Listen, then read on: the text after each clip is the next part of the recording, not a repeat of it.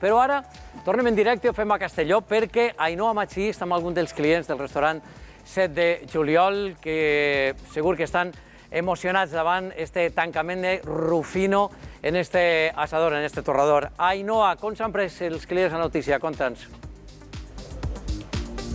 Ximo, nosaltres estem amb uns dels clients habituals del restaurant Asador 7 de Julio que es trobaven consternats quan saberen de la notícia. Conteu-nos, què pensareu quan s'enterareu del tancament d'aquest restaurant?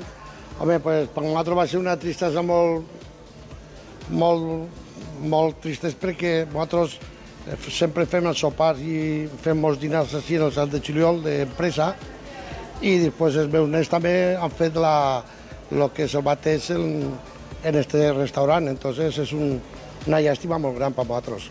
És a dir, que les vostres celebracions habituals de familiars són així, al Asador 7 de Julio? Sí, sobre todo las comidas importantes, cumpleaños, bautizos. Yo doy, por ejemplo, mis invitaciones de boda aquí a mis amigos para cenar. O sea, es algo que sabes que ya no vas a volver a repetir, que se va a destruir. És una pena, ¿no?, que tanque un restaurant com este tan emblemàtic a la ciutat de Castelló, ¿no? Sí, después de tantos años, más de 20 años contando con ellos, sí, la verdad es que bastante tristeza, nos sabe bastante mal. Y además es que no hay ningún lugar como este, tampoco en Castellón, donde puedas ir. ¿Y qué es el que més aneu a trobar a faltar?